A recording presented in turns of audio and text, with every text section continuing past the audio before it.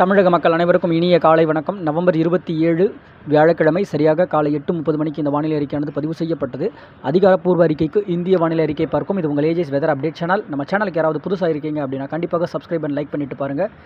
நேற்றுக்கு உருவான செஞ்ஞார் புயலானது, அதாவது மலாக்கா ஜலசந்தி தாய்லாந்து வளைகுடா பகுதிகளில் நிலவி வந்த அந்த செஞ்ஞார் என பெயரிடப்பட்ட புயல் பெயரளவு புயலானது அது நல்லது ஒரு கடும் மழை பொழிவை மலேசியா, சிங்கப்பூர் அந்த வடக்கு புறமாக சிங்கப்பூருக்கு வடக்கு புறமாக மலேசியா, தாய்லாந்து வளைகுடா பகுதிகளில் ஒரு வெள்ளப்பெருக்கை ஏற்படுத்தி கொண்டு அந்த நிகழ்வு தென்கிழக்கு புறமாக பயணித்து கொண்டிருக்கக்கூடிய, அதாவது செயலிழக்க பெற்று சொல்லலாம், பயணித்து கொண்டே கோலாலம்பூருக்கு தெற்கு புறமாக அது கரை நோக்கி எங்கே போகுதுன்னா லாவோஸ், கம்போடியா பகுதிக்கு அது காற்றை திசை அமைத்து வைத்திருக்கக்கூடிய ஒரு சூழ்நிலையில் இலங்கைக்கு தென்கிழக்கு புறமாக தாழ்வு மண்டலம் உருவாகி இருக்கிறது. அதாவது தீவிர காற்றழுத்த தாழ்வு பகுதியிலிருந்து தாழ்வு மண்டலம் 96B